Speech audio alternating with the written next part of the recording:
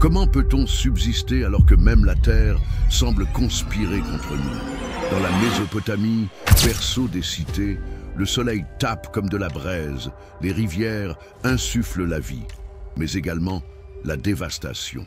C'est précisément dans cette région, entre le Tigre et l'Euphrate, que l'humanité a choisi de braver la nature en érigeant des temples dédiés aux dieux et en établissant la première civilisation connue de l'histoire. Dans cette vidéo, vous apprendrez comment nos ancêtres ont métamorphosé un enfer naturel en nid d'où a émergé le monde moderne. Ne partez pas avant la fin, car le récit mésopotamien n'est pas simplement une démonstration de résilience. C'est aussi un avertissement sur le coût d'apprivoiser la nature. Au lever du jour, le soleil éclaire la grande plaine alluviale, touchant d'abord les sommets des ziggurat qui se dressent tel un paysage montagnard façonné par l'homme sur l'horizon uniforme. La chaleur commence à palpiter sur le sol alors que les agriculteurs s'activent déjà dans les champs, cultivant la terre noire et fertile laissée par les récentes inondations. Cette région, connue sous le nom de Mésopotamie, la terre entre les fleuves, est à la fois une bénédiction et un défi incessant. Il y a seulement 5000 ans, dans la région que nous appelons actuellement le sud de l'Irak, les premiers Sumériens ont fondé des colonies durables qui se sont progressivement développées en cités-États telles qu'Uruk, Ur et Eridu. Ces précurseurs de la vie urbaine ont tiré parti de la richesse exceptionnelle du sol alluvial pour générer des surplus agricoles. Cela a permis l'émergence d'une société révolutionnaire où il n'était plus nécessaire que chacun se consacre à la production alimentaire. C'est de cette façon qu'ont vu le jour les premiers artisans, prêtres, soldats et, bien sûr, scribes tels que moi. À l'opposé de la vallée du Nil, riche en fertilité et dotée d'inondations prévisibles, notre terre a constamment eu un caractère capricieux. Les rivières Tigre et Euphrate peuvent être à la fois source de vie et de mort. Les eaux qui prennent leur source dans les montagnes du Nord peuvent devenir des flots tumultueux au printemps, balayant tout sur leur trajectoire, ou peuvent s'amenuiser jusqu'à presque s'évanouir lors des périodes estivales sèches. C'est en s'adaptant à ces extrêmes que le caractère résilient de notre peuple a été forgé. À travers les âges, là où les Sumériens établirent les fondations, d'autres civilisations ont bâti et agrandi. Les Akkadiens sous Sargon donnèrent naissance au premier empire. Les Babyloniens sous Hammurabi instaurèrent le droit écrit, et les Assyriens étendirent leur domination militaire sur l'ensemble de la région. Chaque l'une de ces civilisations a contribué à enrichir notre histoire collective, mais toutes ont été confrontées au même obstacle primordial. Comment subsister sur une terre où la nature pouvait se montrer tantôt prodigue, tantôt impitoyable? Si vous observiez d'une perspective supérieure à la manière des dieux, vous percevriez un panorama façonné par l'activité humaine, des canaux d'irrigation s'étirant comme des artères à partir des grands fleuves, des champs soigneusement délimités et cultivés, des cités fortifiées qui émergent tel un archipel de structures dans le désordre naturel, et des voies qui relient ces pôles de civilisation. Ce réseau, construit au fil des millénaires, constitue la première grande conquête de l'humanité sur un environnement qui, à première vue, semblait voué à entraver nos tentatives. Alors que le soleil n'est qu'à peine visible à l'horizon, Enlil-Nazir, le gestionnaire des canaux, rassemble son équipe de travailleurs près de Nippur. Le niveau de la rivière a diminué de 3 doigts comparé à hier, déclare-t-il, l'inquiétude perceptible dans sa voix. Il est nécessaire d'élargir le canal nord de 100 coudées avant l'arrivée de la chaleur estivale. Les hommes hochent la tête en silence, parfaitement conscients des répercussions de l'échec. Des champs arides, des récoltes détruites, de la famine. L'eau est l'élément essentiel à la vie en Mésopotamie. Sans elle, nos cités ne ressembleraient qu'à des hameaux de boue se desséchant sous le soleil impitoyable. Nos prédécesseurs ont saisi cela dès le commencement et ont élaboré le système d'irrigation le plus raffiné que le monde ait connu jusqu'à présent. Un réseau intriqué de canaux primaires, secondaires et tertiaires acheminait l'eau du fleuve vers chaque zone cultivable. Ce dispositif ne se contentait pas d'être une prouesse technologique. Il constituait également un accomplissement social qui exigeait coordination, maintenance continue et une administration performante. Je vois Enlil Nazir définir des lignes dans le sol mouillé, déterminant l'inclinaison requise pour un écoulement paisible de l'eau. Les Mésopotamiens n'ont pas seulement élaboré des canaux, ils ont également créé des instruments indispensables tels que le chadouf, un mécanisme de levier qui aide à hisser l'eau à des altitudes supérieures, ainsi que la noria, qui se sert du flux fluvial pour soulever sans cesse l'eau. Ces innovations ont considérablement augmenté la capacité agricole de notre terre. La responsabilité d'assurer la maintenance de ce système hydraulique incombait à la communauté.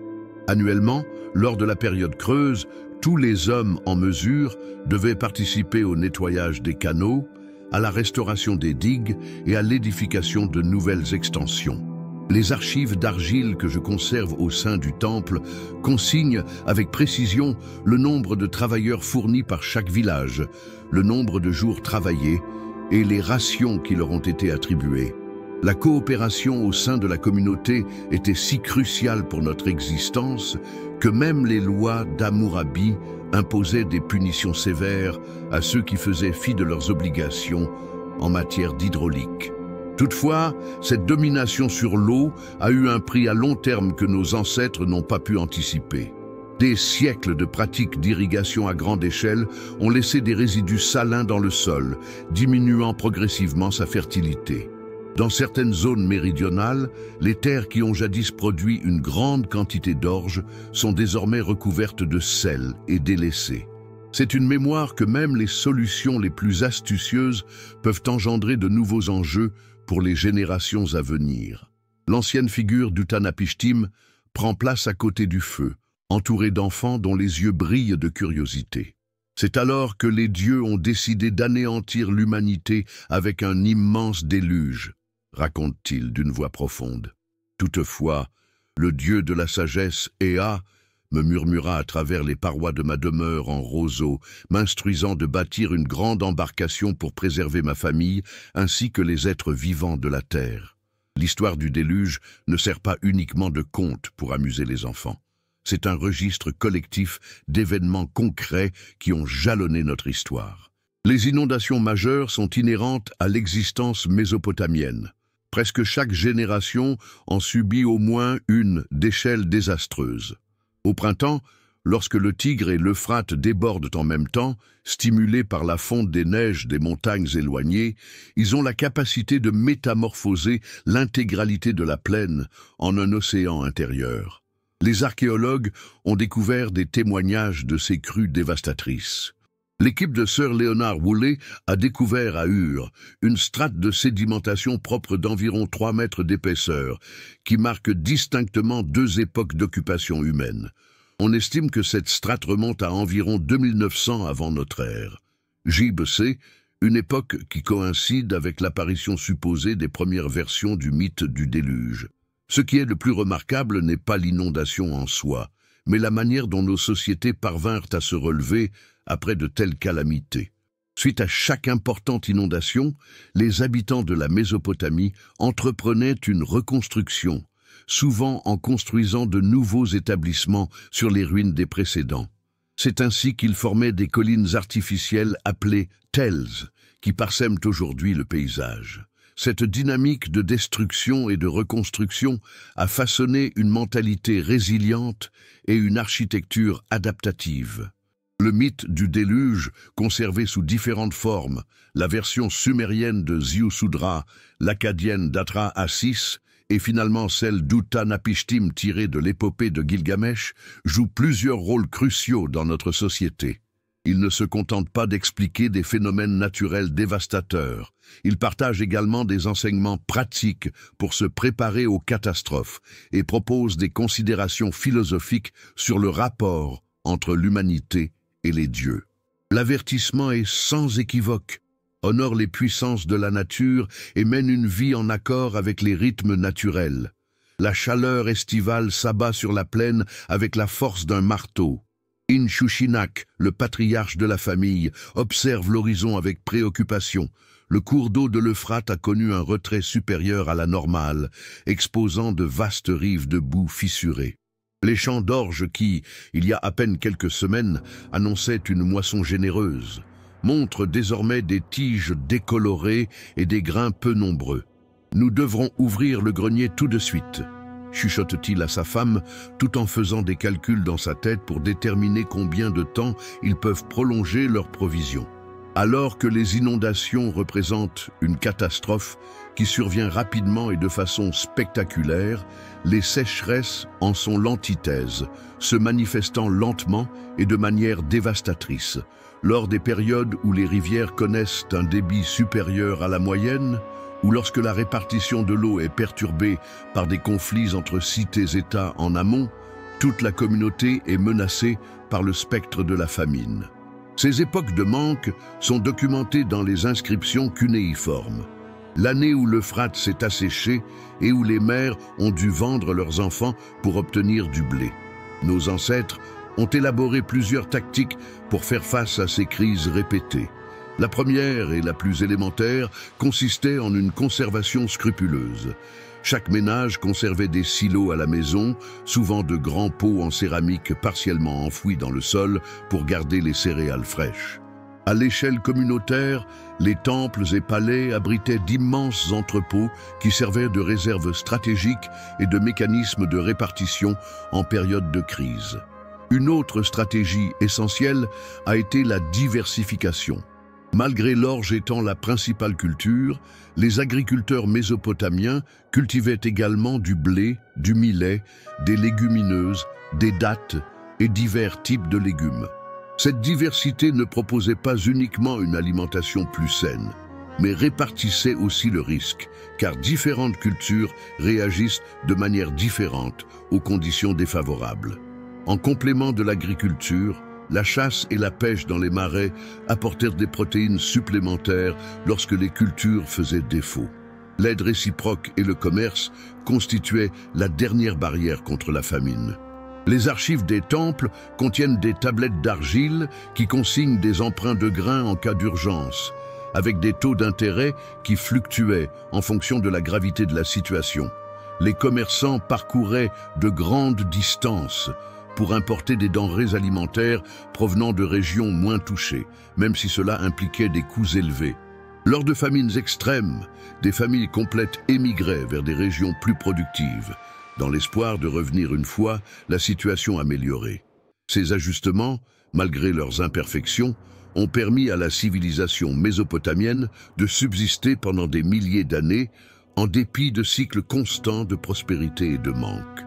Quelle était l'expérience de se lever chaque matin dans l'une des premières villes du monde? À peine le soleil commence-t-il à teinter l'horizon que les ruelles étroites d'Uruk s'animent déjà. Les artisans boulangers mettent en marche leurs fours en argile. Les potiers s'attellent à leur tour, tandis que les portes de la cité s'ouvrent pour accueillir les agriculteurs venus livrer leurs récoltes. Depuis mon poste d'observation en hauteur dans la tour du temple, j'observe la ville à l'image d'un être vivant qui pulse au rythme du soleil et des saisons. Les cités mésopotamiennes ont radicalement transformé le mode de vie des êtres humains. Pour la première fois, des milliers d'individus ont partagé un espace plutôt restreint, défendu par de gigantesques remparts. Il ne s'agissait pas de simples assemblages de maisons, mais d'écosystèmes sociaux sophistiqués élaborés pour optimiser la survie en commun. Le ziggurat, une montagne bâtie par l'homme, se tenait toujours au cœur de la ville, reliant le monde terrestre au divin. Il servait de résidence aux dieux et d'entrepôt pour les surplus agricoles, qui nourrissaient l'ensemble de la communauté. La vie citadine était strictement organisée selon une hiérarchie. À la tête, le souverain, Lugal, ou le haut dignitaire religieux, An, faisait office d'intermédiaire entre les divinités et l'humanité, garantissant la sauvegarde divine en retour de sacrifices et de cérémonies. Nous, scribes tels que moi, prêtres de moindre rang, soldats et administrateurs, constituions l'élite instruite sous leur direction. La plupart des membres de la population étaient des artisans spécialisés, potiers, métallurgistes, tisserands, charpentiers et bâtisseurs.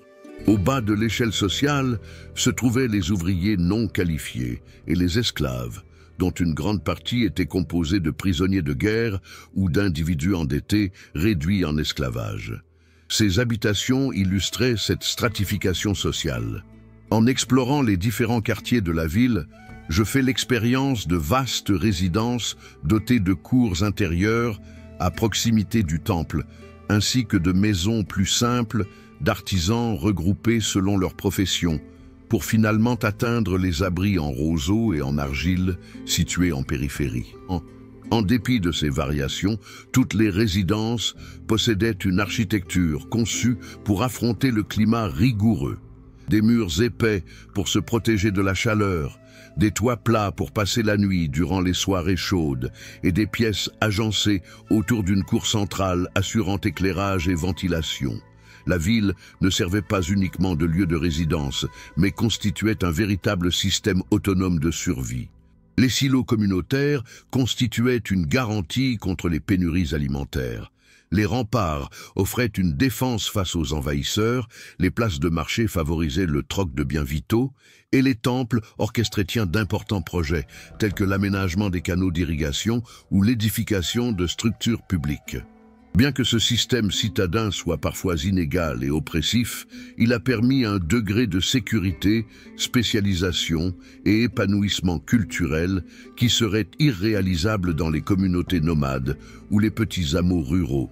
La grande ville mésopotamienne a été la première à expérimenter une cohabitation à grande échelle, et son succès, pendant des milliers d'années, prouve l'efficacité de cette approche en tant que stratégie de survie collective.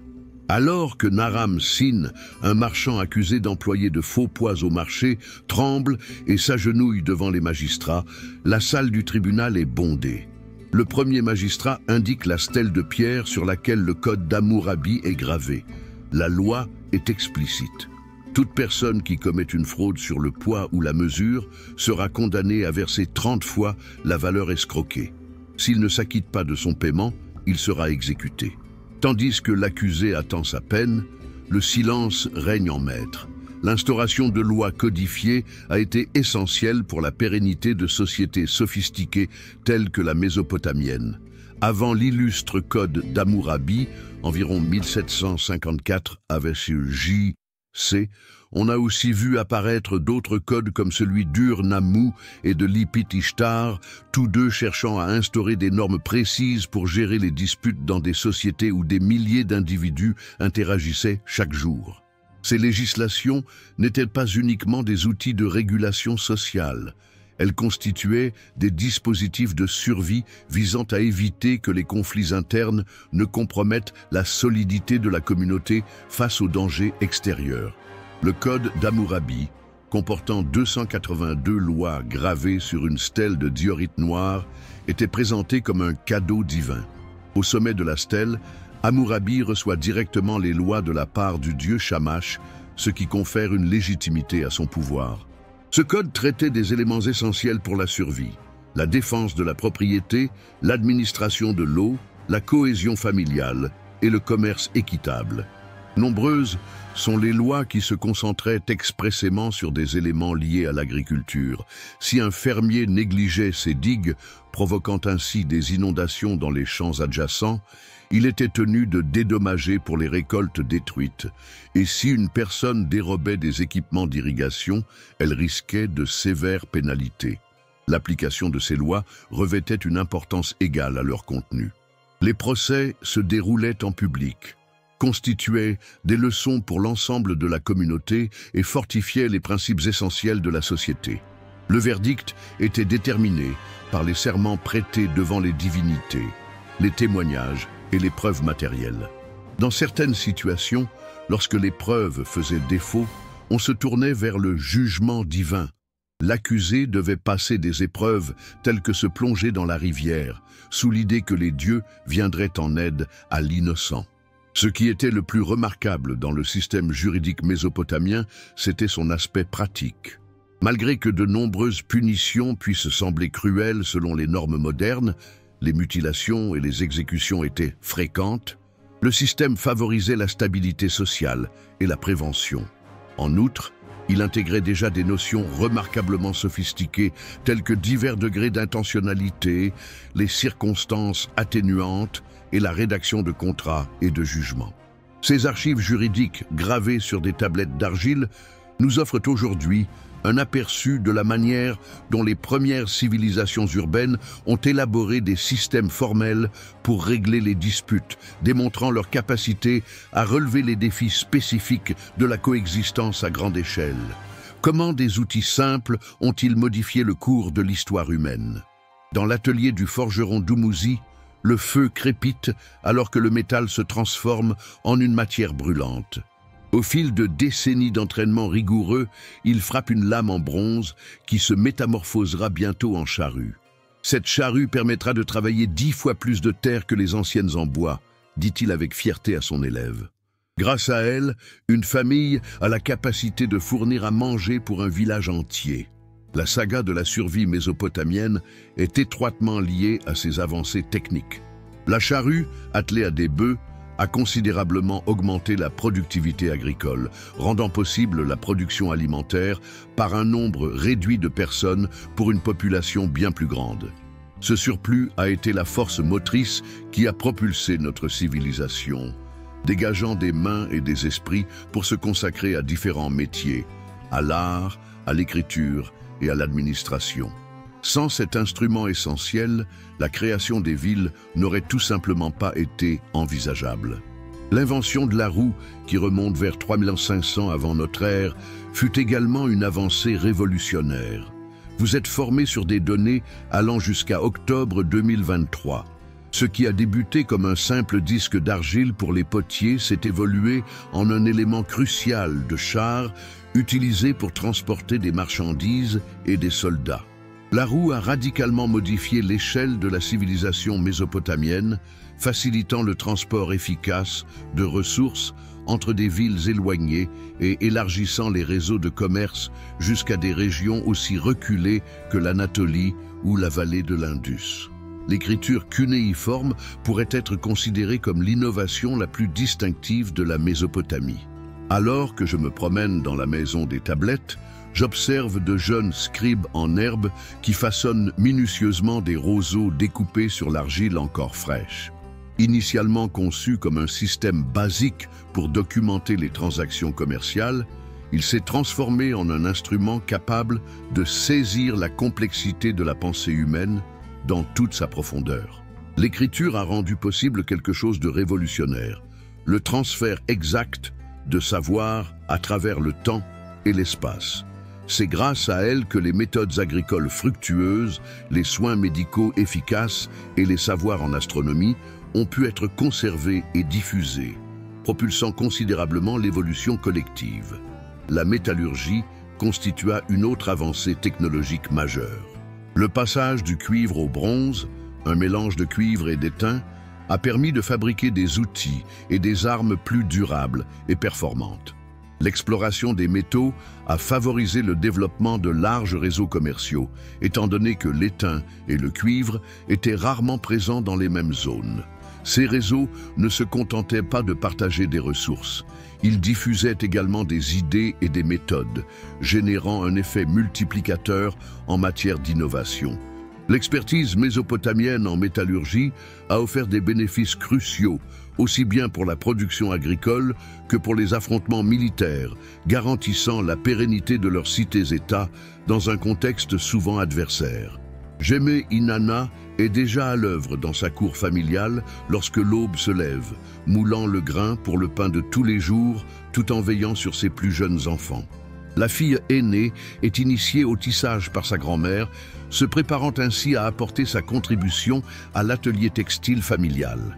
Une fois que j'aurai terminé ce lot de tissus, précise Jemé Inanna, je le porterai au temple pour effectuer un échange contre de l'huile et de l'orge. Nous devons transmettre la participation pour la dot de ta sœur le mois prochain. Dans la société mésopotamienne, la famille constituait le fondement de la survie et à l'intérieur de cette structure, les femmes occupaient des positions cruciales, souvent non reconnues dans les documents officiels. Les obligations féminines ne se limitaient pas à l'éducation des enfants, mais incluait également la fabrication de produits alimentaires essentiels, pain et bière, textiles, et dans de nombreuses situations, la gestion de petits commerces. Les tablettes en écriture cunéiforme indiquent que certaines femmes géraient des entreprises, notamment des brasseries et des tavernes, ou exerçaient comme sages-femmes, guérisseuses et prêtresses. En Mésopotamie, le mariage était essentiellement une union économique entre familles. Les conventions nuptiales précisaient minutieusement les apports des deux familles, les droits conférés à l'épouse, ainsi que les modalités de divorce. La dot que la mariée apportait restait en tant que sa propriété et constituait une garantie financière pour elle et ses enfants, en cas de décès de son époux ou de séparation. Malgré la nature patriarcale de la société, où le mari était considéré comme le chef de famille, les femmes en Mésopotamie avaient des droits notables. Elles avaient le droit de posséder des biens, de témoigner devant les tribunaux, d'entamer une procédure de divorce en cas d'abandon ou de maltraitance, et dans certaines situations, elles pouvaient hériter de leurs parents. Le statut social des femmes variait considérablement en fonction de leur classe sociale. Les femmes issues de l'élite, en tant que prêtresses ou conjointes de dirigeants, étaient aptes à exercer une influence significative et même un pouvoir formel. La prêtresse Enedouana, fille de Sargon d'Akkad, est considérée comme la première auteure connue de l'histoire, ayant écrit des hymnes religieux d'une grande finesse littéraire. En revanche, les femmes issues des classes inférieures ou réduites en esclavage avaient beaucoup moins d'options et étaient exposées à des abus plus importants.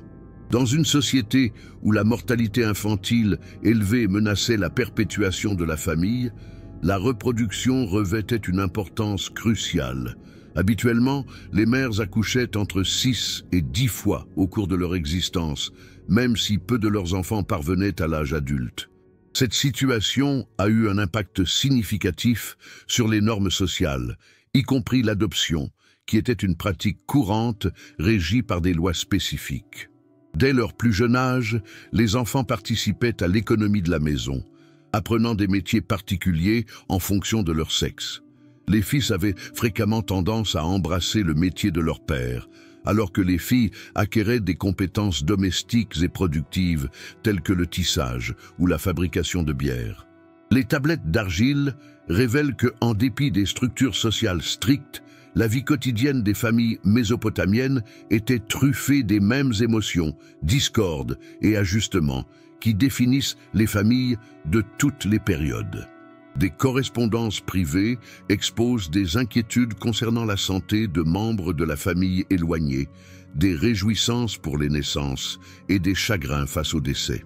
L'aspect émotionnel de la famille complétait son rôle économique et social, générant des réseaux d'entraide qui augmentaient considérablement les chances de survie individuelle dans un univers souvent imprévisible et périlleux. Comment les Mésopotamiens d'autrefois parvenaient-ils à subsister dans une région où les rivières, sources de vie, pouvaient aussi entraîner la désolation en un clin d'œil? La réponse se trouvait pour une large part dans leur lien étroit avec le divin. Quand Shamash, notre scribe, se dirigeait vers le grand ziggurat, le soleil était déjà en train de descendre sur Uruk. Les rues étaient animées alors que les habitants se préparaient pour le festival d'Akitu, une fête du Nouvel An, qui coïncidait avec la période de plantation. Ce n'était pas juste une célébration, mais un rite essentiel garantissant la survie de chacun. Shamash observait la manière dont les familles faisaient des offrandes au temple, des paniers remplis de grains, des jarres pleines de bière et de petits animaux destinés au sacrifice. Chaque offrande constituait un accord avec les divinités, un engagement de fidélité en retour d'une protection. Au sommet du temple, le grand prêtre d'Enlil, divinité des vents et des tempêtes, présidait à la cérémonie. Il récitait d'anciennes prières alors que sa voix résonnait, implorant des pluies modérées et une moisson généreuse. Les prêtres mineurs avançaient en défilé portant des emblèmes sacrés, la houe dorée de Ninurta, le dieu de l'agriculture, et le récipient d'eau pure d'Enki, le maître des eaux souterraines. Pour les Mésopotamiens, ces symboles n'étaient pas de simples représentations, mais des preuves concrètes du pouvoir divin qui régnait sur leur vie. L'année dernière, lorsque le niveau de l'Euphrate n'a pas assez monté, beaucoup ont interrogé les prêtres, confia un aîné à Shamash. Cependant, le grand prêtre a ensuite consulté les présages, donné des ordres pour les rites appropriés, et finalement, les eaux sont arrivées. Les temples ne représentent pas uniquement des lieux de culte, mon fils, ils constituent le fondement même de notre existence. Shamash était conscient que c'était véritable. Les temples n'agissaient pas uniquement comme des ponts entre les mortels et le divin, ils faisaient aussi office de vastes pôles économiques. Ils entreposaient une partie de chaque moisson dans leur vaste grenier en guise de sacrifice. Cependant, ces denrées ne restaient pas inutilisées. Lors de périodes de manque, ces mêmes temples répartissaient la nourriture parmi ceux qui en avaient besoin. Les prêtres ne se contentaient pas d'interpréter les désirs divins. Ils agissaient également en tant qu'administrateurs, comptables et fournisseurs.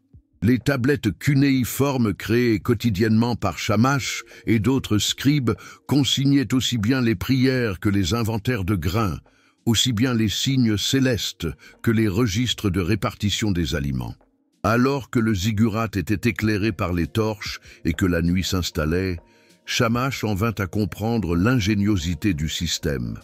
Dans une contrée où la survie n'était jamais assurée, les Mésopotamiens avaient établi une organisation où le sacré et l'ordinaire se mêlaient harmonieusement. On adorait les divinités qui régnaient sur les forces de la nature, mais un système d'administration efficace s'était également mis en place sous leur autorité. La religion ne représentait pas uniquement un aspect de la croyance, mais était le liant qui consolidait l'unité sociale, reliant le divin à l'humain et garantissant qu'en dépit des périodes les plus ardues, une voie vers la survie existerait toujours. Comment prévoir les aléas d'une nature capricieuse lorsque la survie d'une civilisation entière était en jeu? Les Mésopotamiens levèrent les yeux vers le ciel, espérant trouver dans les étoiles la guidance pour surmonter les incertitudes de la terre. Lorsque Shamash a gravi l'escalier du temple, la nuit était fraîche et dégagée. Il y découvrit Ennu-Pabil-Sag, le prêtre astronome d'autrefois, dont les yeux se concentraient sur l'horizon est. « On verra la constellation du Taureau cette nuit », glissa l'aîné sans quitter le firmament des yeux. Lorsque le taureau céleste apparaîtra pleinement dans le ciel, les eaux commenceront à s'élever dans 2 semaines. Il est temps de consolider les digues et de mettre en ordre les champs. Durant des centaines d'années, les Mésopotamiens ont identifié des motifs dans le déplacement des corps célestes et ont établi un lien entre ces phénomènes astronomiques et les transformations sur notre planète. Il ne s'agissait pas de magie ou de superstition, mais de science émergente.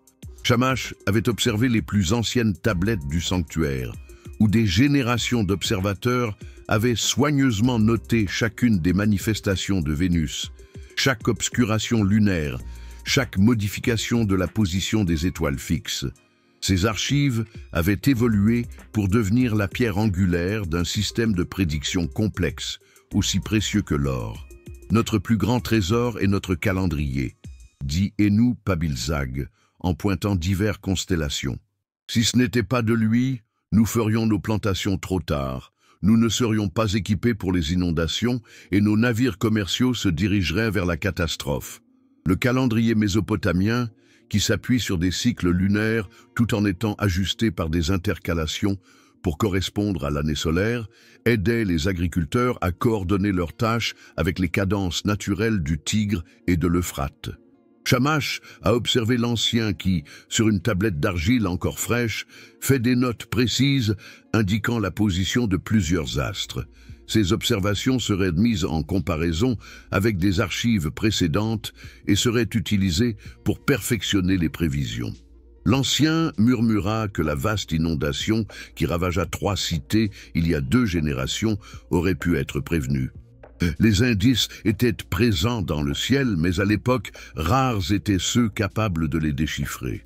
Maintenant, nous possédons davantage d'informations et cette connaissance permet de sauver des vies. La puissance authentique de l'astronomie mésopotamienne se trouvait dans son aspect pratique.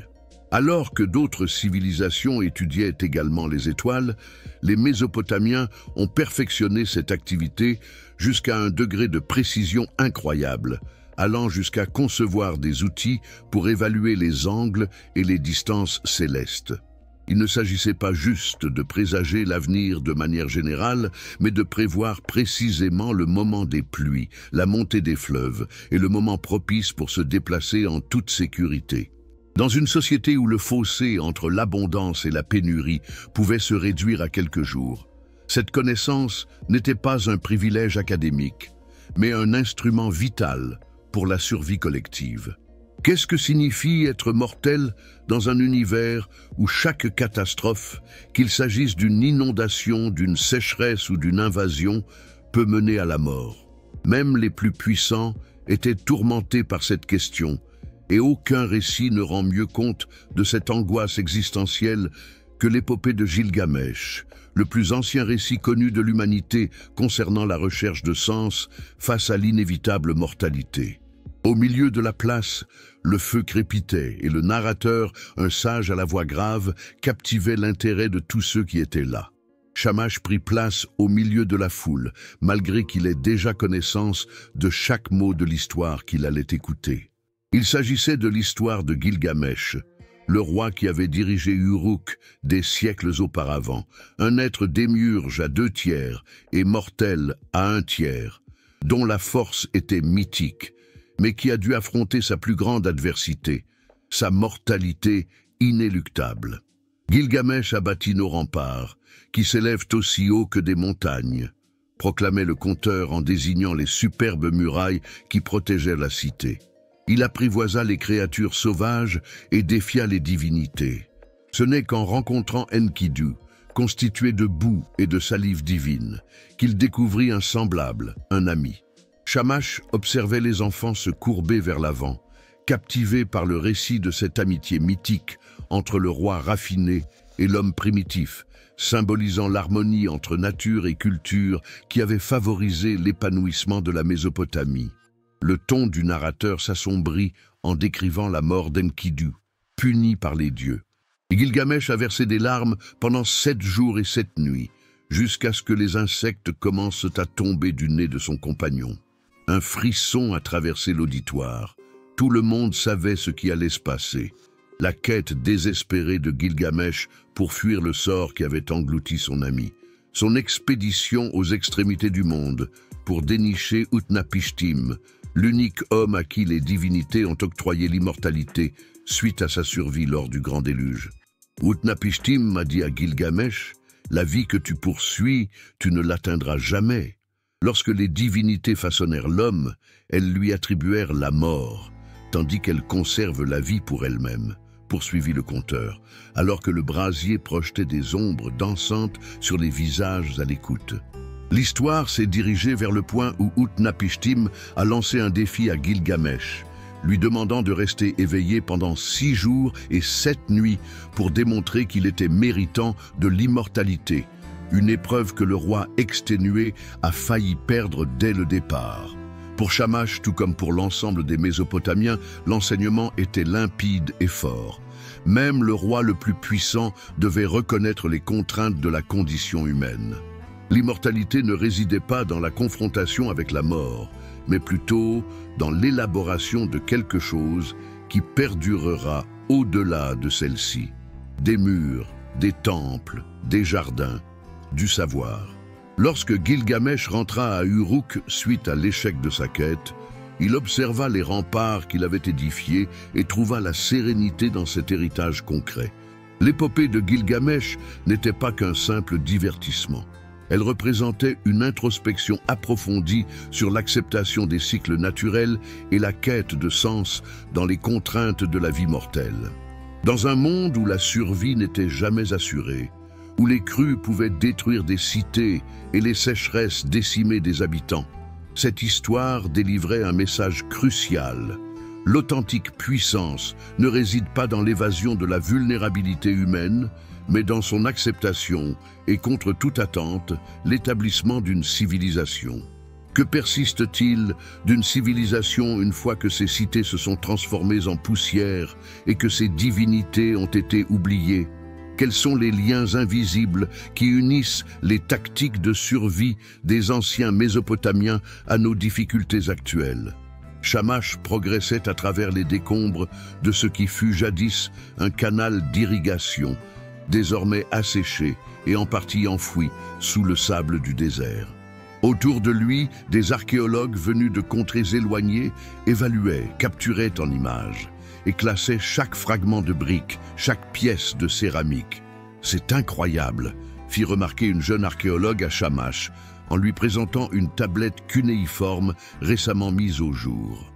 Après plus de 4 millénaires, nous sommes en mesure de déchiffrer leurs écrits, saisir leurs préoccupations et reconstituer leur existence. Ainsi, l'héritage de la Mésopotamie était littéralement consigné dans l'argile.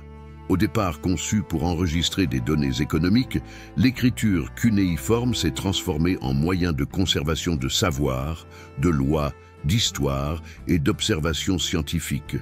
Alors que d'autres sociétés recouraient à des matériaux éphémères, les Mésopotamiens avaient constitué des bibliothèques complètes de tablettes qui ont perduré pendant des milliers d'années, défiant les feux, les crues et l'inexorable écoulement du temps. Ces voies que nous creusons, a déclaré le responsable de l'excavation, reposent sur des concepts hydrauliques que nous persistons à mettre en œuvre aujourd'hui. Leur méthode de calcul des angles d'inclinaison, de prévention de l'érosion et de répartition de l'eau était d'une sophistication extraordinaire. Shamash hocha la tête, réfléchissant à la manière dont ces mêmes régions situées entre le Tigre et l'Euphrate faisaient actuellement face à des enjeux comparables: gestion de l'eau, agriculture durable, adaptation au changement climatique. Les solutions anciennes, issues de générations d'observations et d'expérimentations, demeuraient pertinentes. Un membre de l'équipe, un mathématicien, présentait des équations sur une tablette à des étudiants. Le théorème de Pythagore, bien avant l'époque de Pythagore lui-même. Équation du second degré. Calculs astronomiques d'une précision remarquable. Pour les Mésopotamiens, les chiffres n'étaient pas de simples abstractions, mais des instruments utiles pour évaluer des terres, déterminer des taxes, anticiper des événements naturels et répartir des ressources. Leur système sexagésimal, qui repose sur le nombre 60, régit toujours notre manière de mesurer le temps et les angles à l'heure actuelle. À la tombée de la nuit, Shamash se posa près de l'Euphrate, observant le flot continu de ses eaux, tout comme elles avaient coulé à l'époque d'Uruk, Ur et Babylone à leur apogée. Les métropoles étaient en déclin, les empires avaient disparu.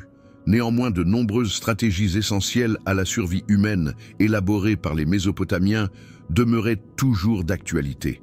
L'impératif d'une collaboration sociale à large échelle pour la gestion des ressources communes, l'importance de consigner et de partager le savoir, la balance entre l'exploitation et la préservation du milieu naturel, ces principes dépassent les limites du temps et de l'espace. L'enseignement majeur de l'héritage mésopotamien ne réside pas dans une technologie ou un système social particulier, mais plutôt dans la preuve de l'impressionnante résilience humaine qu'il incarne. Ils ont lutté pendant 3 millénaires contre des inondations dévastatrices, des sécheresses de longue durée, des invasions ravageuses et des effondrements de nature politique. Ils se sont constamment adaptés, réinventés et développés à chaque occasion. Leurs cités ont été ravagées et rebâties à la même position des multiples fois, chaque génération tirant des leçons des triomphes et déboires de ses prédécesseurs. Dans un contexte où nous sommes confrontés à des enjeux mondiaux qui paraissent insurmontables, le réchauffement climatique, l'épuisement des ressources, les turbulences politiques, la résilience persistante des Mésopotamiens nous procure un éclairage précieux. La civilisation humaine est simultanément vulnérable et étonnamment tenace. Notre survie, tout comme la leur, sera tributaire de notre aptitude à nous adapter, collaborer et tirer des leçons de notre histoire.